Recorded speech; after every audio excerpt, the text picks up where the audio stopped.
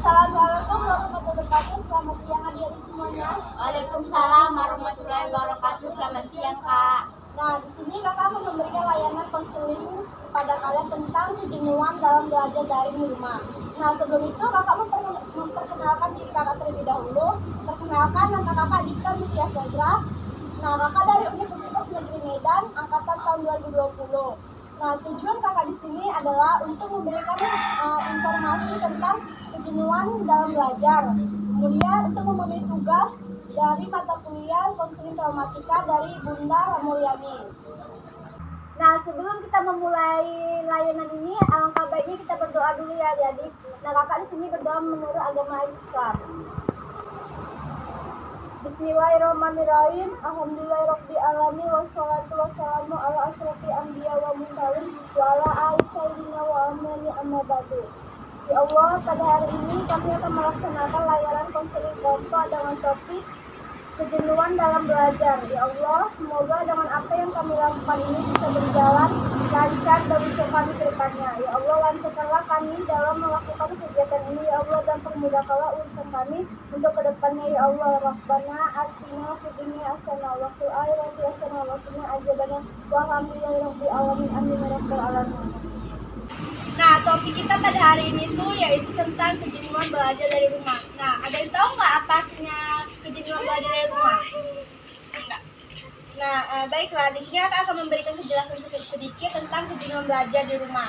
Nah, kejenuhan belajar di rumah itu adalah suatu keadaan seseorang yang ditandai dengan keadaan bosan, letih, dan tidak bersemangat dalam belajar, serta kecemasan dalam hasil belajarnya. Jadi di sini ada yang tahu nggak faktor penyebab dari kejenuhan belajar itu apa? Ada, Kak, saya.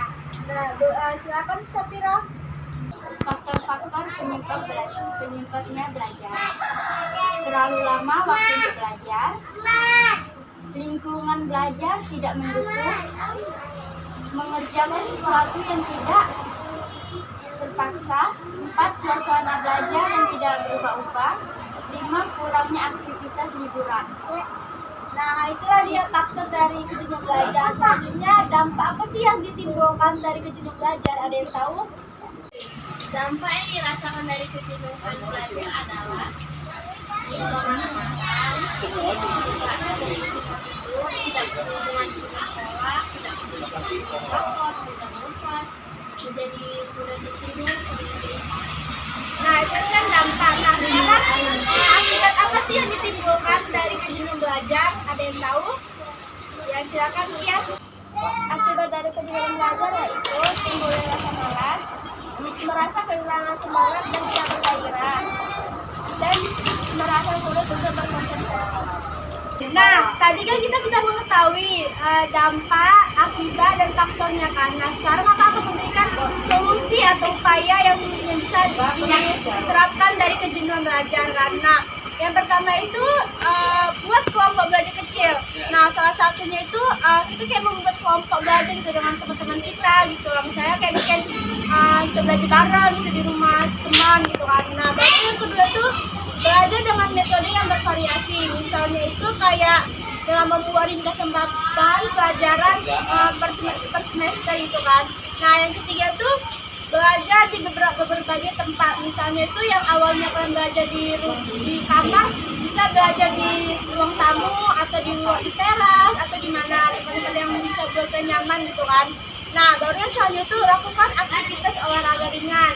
Nah, yang awalnya kalian dulu di sekolah itu jalan, cobalah kan itu bergerak gitu ya kan, supaya tidak badan kalian tidak di itu aja kan. Nah, baru yang selanjutnya itu luangkan waktu untuk hobi kalian. Misalnya kayak hobi kalian tuh memasak, mau berolahraga, jalan-jalan, buatlah itu hobi kalian yang bisa bermanfaat.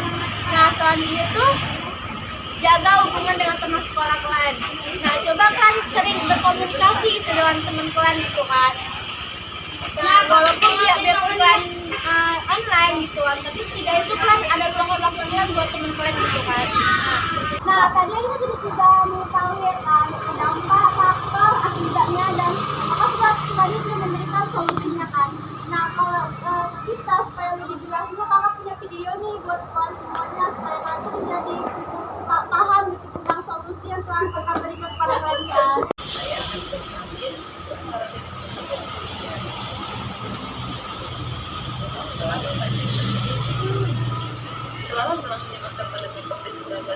pembelajaran di Indonesia dilaksanakan secara daring. Satu Pak, Dari ini sekolah ini, maka pembelajaran tatap muka ditiadakan untuk sementara. Mengingat belajar di rumah secara daring pasti sangat membosankan. Karena itu, untuk mengatasi kejadian tersebut, ini ada beberapa tips untuk memisahkan dulu perasaan belajar daring. Tips yang pertama, mengatur waktu sebaik mungkin. Tentunya sebagai pelajar mahasiswa kita harus mengatur waktu untuk bekerja, belajar, berdoa keluar, hemat orang teman, dan lain sebagainya. Itu pun dengan pembelajaran daring, kita harus pandai menggunakan visual sebaik mungkin sampai terus-menerus bisa belajar lagi. Karena dengan hal tersebut kalau akan rusak dan pasti menuju kemudian malas untuk belajar.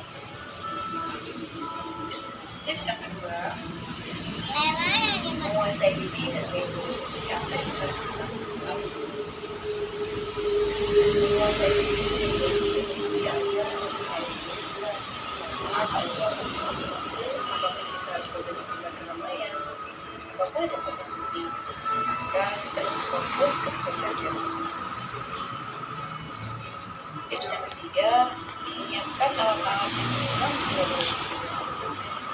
Untuk pembelajaran sudah pasti dan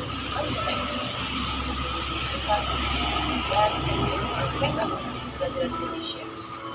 Apabila saat pembelajaran berlangsung membahas tentang materi yang hitung-hitungan, tentu kita juga harus menyiapkan alat tulis.